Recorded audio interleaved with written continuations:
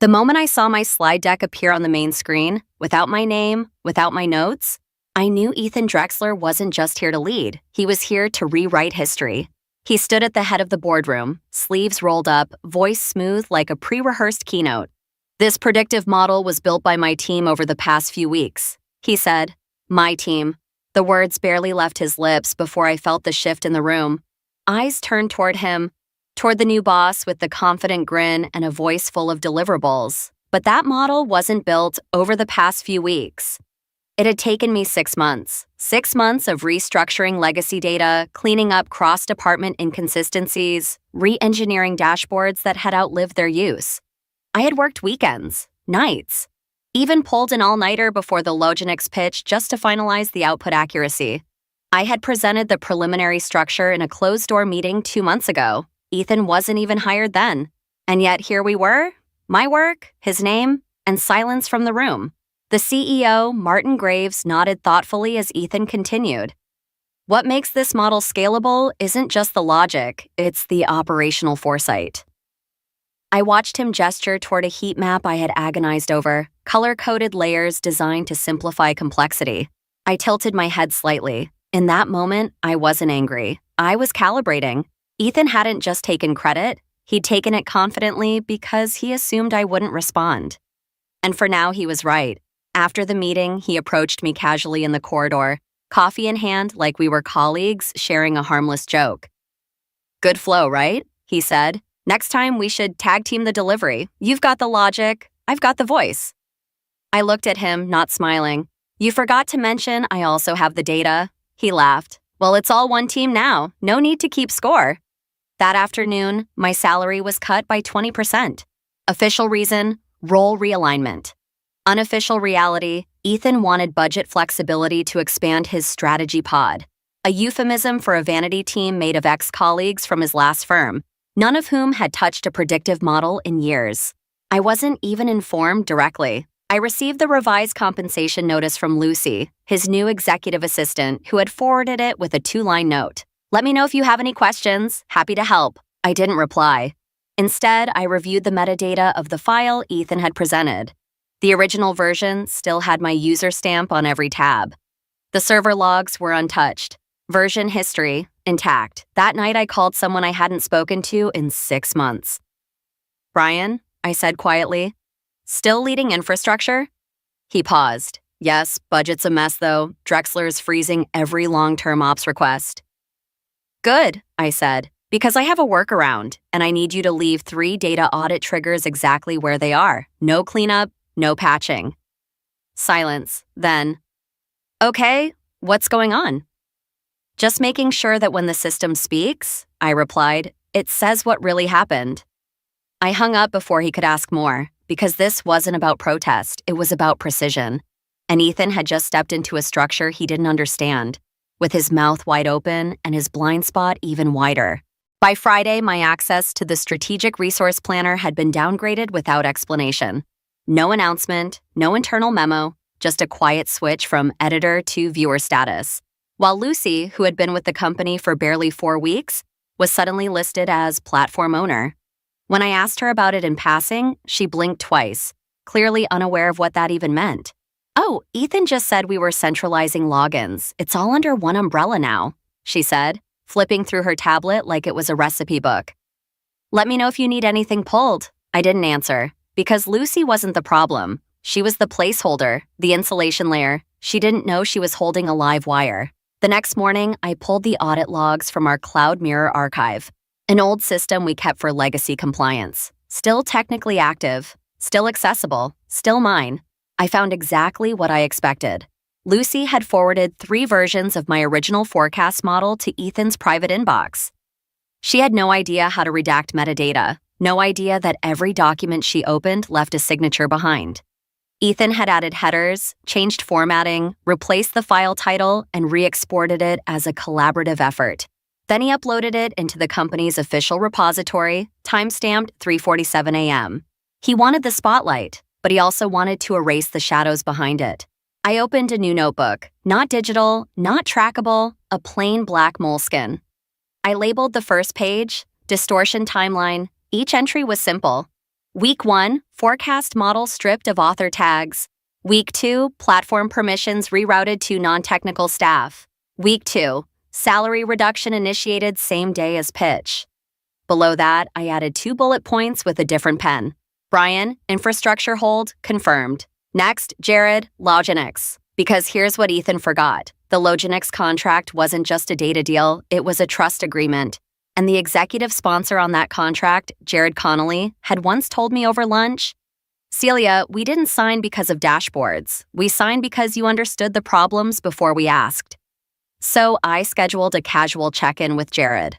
I didn't mention Ethan. I didn't talk about internal shifts. I just asked how implementation was going.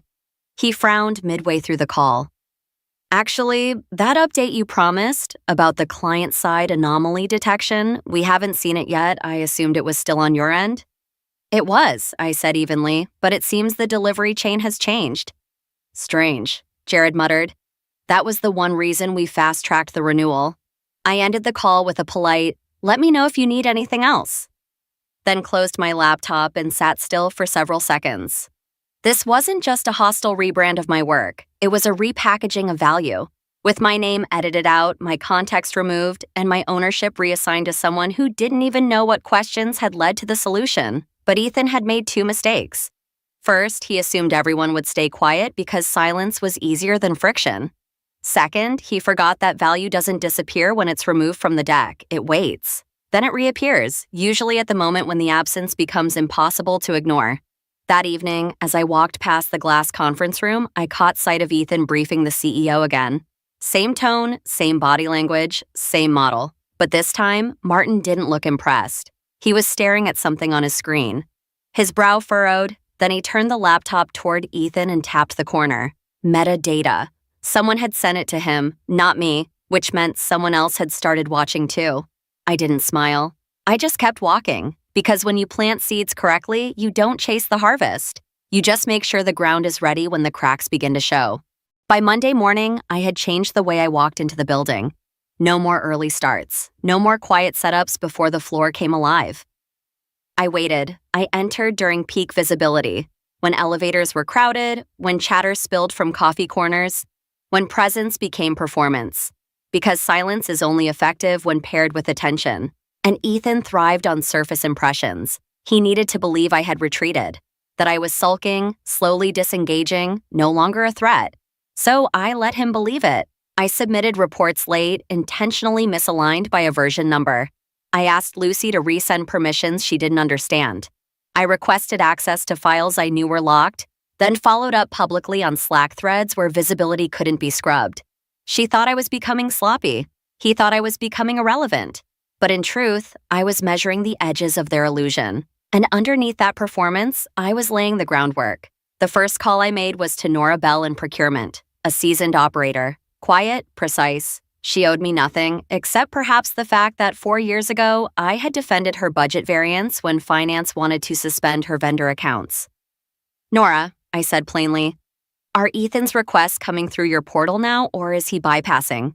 She paused, mostly through the assistant. "Lucy uploads PDFs, no standard tags, lots of unlinked codes, but he flagged his items as priority under innovation flow. I'm guessing you didn't create that path?" "No," I replied, "but let it run, and don't clean the audit trail."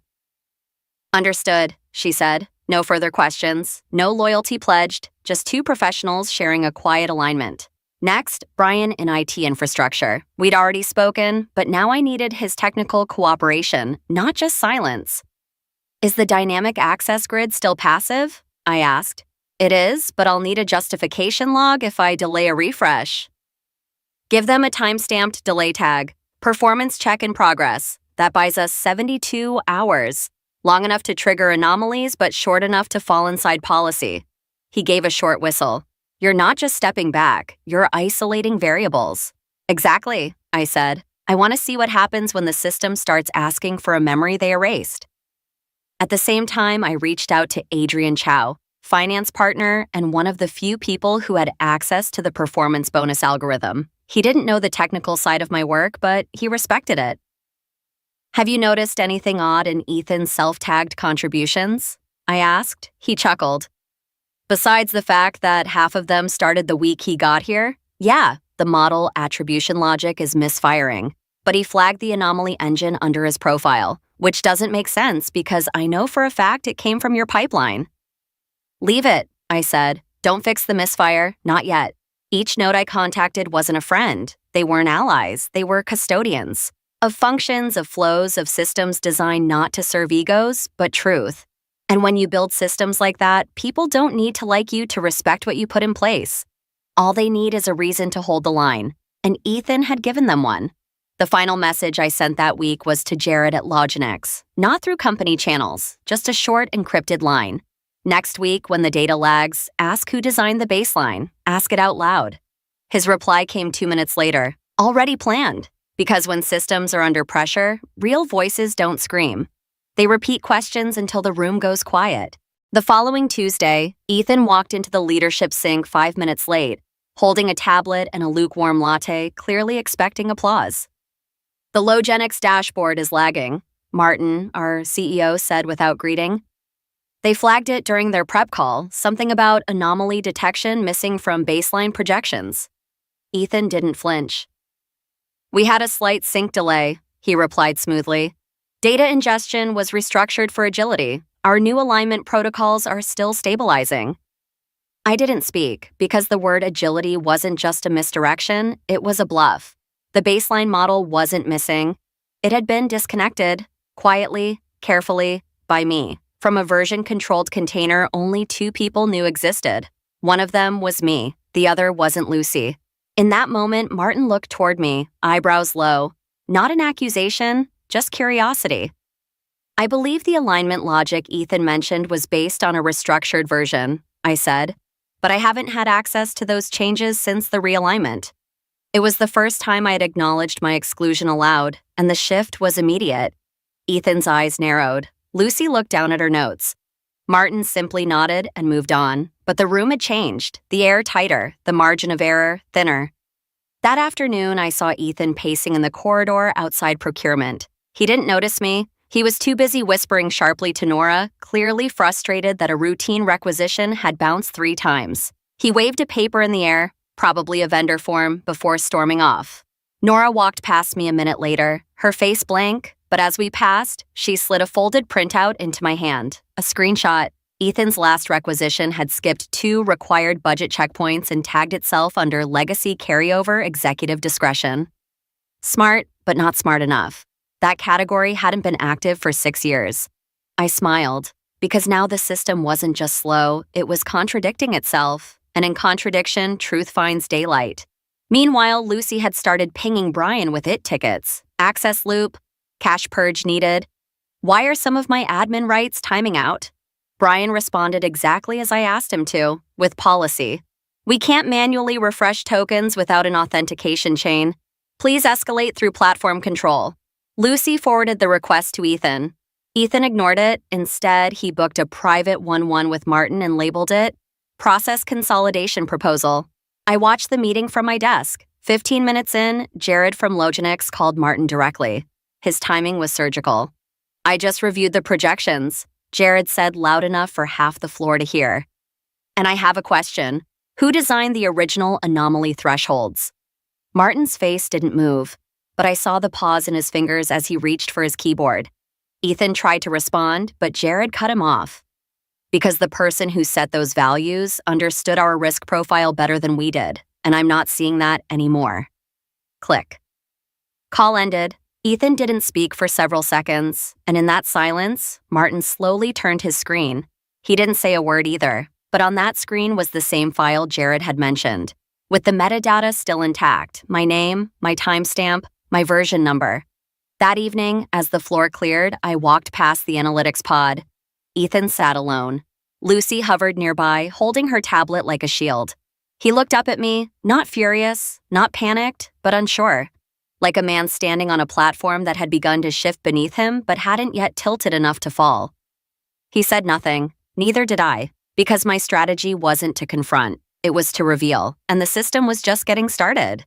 It started with a calendar invite that didn't go out, One of Ethan's agile impact syncs, those Monday morning rituals where he paraded weekly wins and demanded innovation metrics from people he barely understood.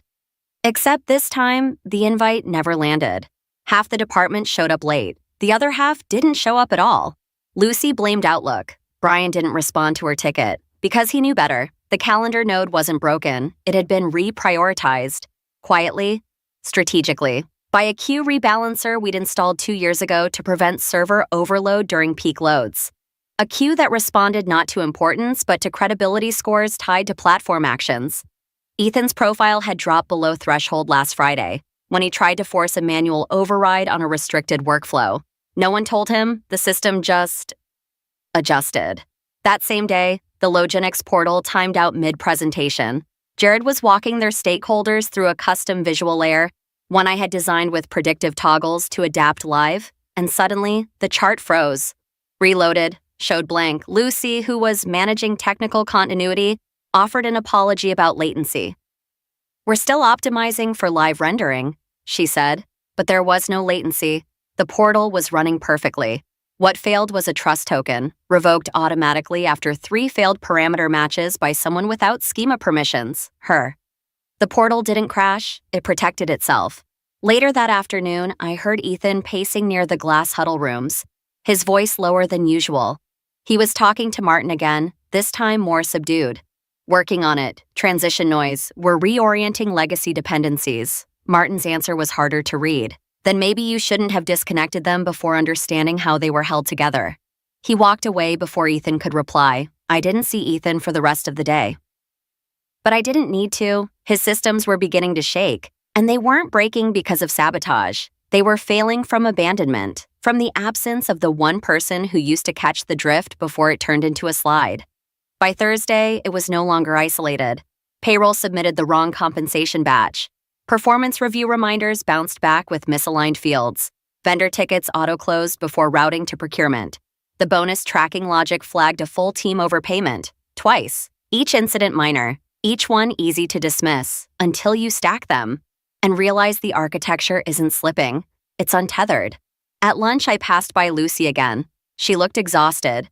Her eyes were ringed with confusion, no longer the bright assistant floating on Ethan's coattails. She clutched a printed spreadsheet as if holding it tighter might explain why the columns wouldn't align. Behind her, Ethan was in a closed-door call, hands gesturing fast, voice sharper than usual.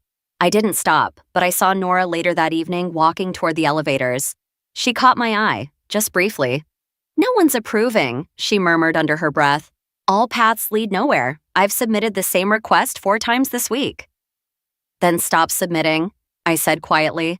And she did, because the unraveling wasn't about explosion, it was about weight, the kind that sinks slowly until no one remembers where the cracks began. By the start of the next week, the first resignation came through. No warning, no transition notes, just a quiet exit from Tara Mendoza, Director of Client Delivery. One of the few who had once asked me, in confidence, if this new boss knew what he was doing. Her message was clinical, citing organizational misalignment, effective immediately. No flowers, no goodbyes. 3 days later, a second resignation followed, then a third, all mid-level leads. All from departments Ethan had restructured without fully understanding. Their departures weren't dramatic, but their absence showed up in backlog reports, in delayed handoffs, in projects that suddenly lacked anyone willing to answer a question without cross-checking 10 systems first. Because trust, once cracked, doesn't scream, it recedes. And with each missing name, Ethan's grip got looser. In a leadership meeting, he tried to pivot. "We're navigating a transitional plateau," he said, gesturing at a pie chart that no longer reflected anything real. "But momentum is building," no one responded. Lucy arrived late again, shuffling half-printed reports with mismatched headers. Martin looked at her, then at Ethan, then back at the chart. But he said nothing, because by now even the CEO had stopped expecting clarity. Across the floor, conversations grew shorter. Messages came with double attachments, redundant screenshots, and polite disclaimers like, "for your awareness," or "per previous confirmation." People weren't collaborating anymore. They were protecting themselves. Brian from infrastructure stopped auto-granting access requests. Nora in procurement locked down purchase paths unless flagged as compliance critical. Even Adrian in finance halted bonus automation pending manual audit. I didn't ask them to. I didn't have to. Because in a system designed for continuity, people don't rebel, they retract. And when enough people retract at once, the system stops flowing. That's not sabotage. That's ecosystem intelligence. Midweek, Jared from Loginix submitted a formal request to reroute client servicing under prior configuration. He didn't say my name, but he didn't need to. Martin approved it within the hour. Ethan didn't mention it. But that afternoon, I received a Slack ping from a junior analyst named Priya. She had joined 6 months ago, trained under Tara, and once shadowed me for a reporting cycle. Her message was short. I've been asked to rebuild the risk model. I found your archived logic in the old data sandbox. It still works, just thought you should know. I replied with one sentence, let it speak for itself. Because legacy doesn't need a voice. It needs a moment. And that moment was arriving, one trigger at a time. It began with a file name, not a crisis, not a headline, just one file, an onboarding template that failed to load, then a benefits dashboard that froze halfway through a renewal cycle, then a legal clause, auto-inserted for contractor agreements, missing from the template library. Ethan brushed them off. Teething pains, he told Martin. System migration noise. But there was no migration. There was no noise. There was just the quiet consequence of a system that no longer recognized the hands touching it. Lucy submitted a help ticket to it. It was returned unread. Brian's team had implemented a permissions filter. All executive fast-track requests were paused pending identity verification. Lucy had no signature authority. Ethan did, but his digital ID had expired 2 days earlier, unnoticed. The system hadn't rejected him, it simply forgot him. That morning, Martin tried to approve a bonus batch. The platform returned a soft error. Insufficient clearance, please consult system owner. He forwarded the message to Ethan. No reply. Because Ethan was busy trying to make sense of why the quarterly review sync had vanished from the global calendar, why 3 active dashboards now showed blank grids, and why Loginix had rerouted all communications through Jared directly, bypassing Ethan's team entirely. No one had announced a revolt. There was no mutiny, but the architecture had stopped answering. And when Martin called an emergency meeting to address process continuity issues, the room was filled, but not aligned. Lucy entered late again. Ethan stood, face strained, holding a printout of user logs that meant nothing without context. The systems are intact, he insisted. We just need better visibility. Martin leaned back, then explained this. He slid a screenshot across the table. It was a metadata log. The author field showed my name. The timestamp, 2 quarters ago, before Ethan had ever touched the file. Ethan opened his mouth, closed it. Martin looked around the room. Tell me who here knows how that model actually works. Silence. Then Nora, from procurement, spoke, slowly, clearly. I only ever saw one person fix it when it broke. She didn't look at me. She didn't have to. Everyone else followed. Brian, Adrian, even Priya from the back of the room. No drama, no confrontation, just wait, rebalancing. After the meeting, Ethan called someone from his office. The door was closed, but the tension seeped through the glass. His voice no longer smooth, fractured, defensive.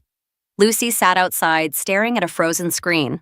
I walked past them unhurried, because collapse never sounds like what you expect. It doesn't crash, it stalls, it hesitates. It echoes in the pauses between questions no one dares to answer. Because the only person who ever had answers is no longer in the room. And they made sure of that. The final break didn't come with a scandal. It came with an audit. An internal one, requested quietly by the board after a series of operational inconsistencies reached their threshold. It started with compliance. Someone flagged a mismatch between risk documentation and actual approval paths. Then finance noticed a discrepancy between projected bonus allocations and submitted distributions. Procurement chimed in next. Vendor renewals had been executed without proper routing, some of them under deprecated policy codes. Ethan tried to contain it. He scheduled back-to-back meetings with each department head, spinning half answers and buzzwords like iterative pivoting and transitional redundancy. But no one nodded anymore. They listened politely, then logged off without committing to action. Because the collapse wasn't hidden anymore. It was routine. That Friday, I received a message from someone I hadn't spoken to in months. Vanessa Liu, formerly HR in strategy, now on contract with the external audit firm brought in by the board. Her message was brief. Your documentation standards saved 3 departments. The board will see the rest in the full report. I didn't respond, not out of spite, out of purpose. Because the point was never revenge. It was alignment, and the system was finally aligning around the absence it had tried so hard to erase. Lucy disappeared from her desk the following Monday. No announcement, no email, just a login error and a quiet removal from the org chart. Her name vanished from internal Slack channels. Her calendar went blank. People noticed. No one asked. By midweek, a new email hit everyone's inbox. Leadership transition update. Ethan Drexler will be stepping down from his position as head of strategy, effective immediately.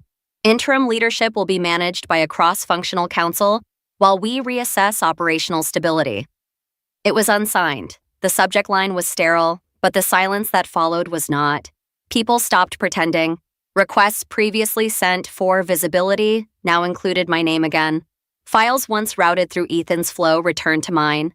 Priya forwarded me a note. They've asked me to rebuild the dashboard, but this time they told me not to change the author tag. I made no public statement. I didn't take credit, but I did log out of every executive credential permanently. Because my work had never been about access, it had been about integrity. Later that week, I passed Martin in the hallway. He gave me a look, not apologetic, not grateful, just steady. Looks like you were right, he said. I paused. I wasn't trying to be. He nodded once. That's why it worked. And then he walked away. No promises, no offers, just acknowledgement.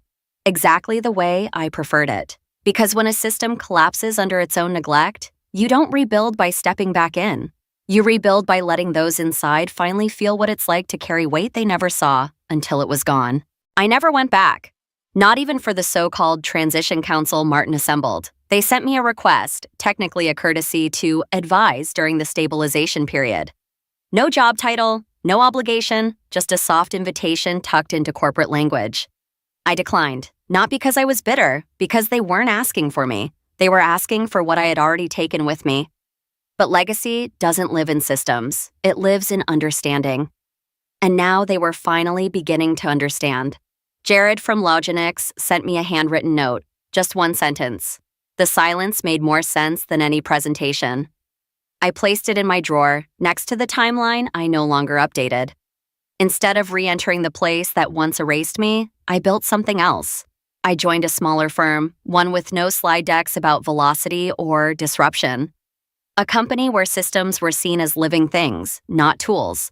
Where people didn't have to raise their voice to prove their presence. My new title wasn't grand. Director of Structural Continuity. It sounded quiet. It was.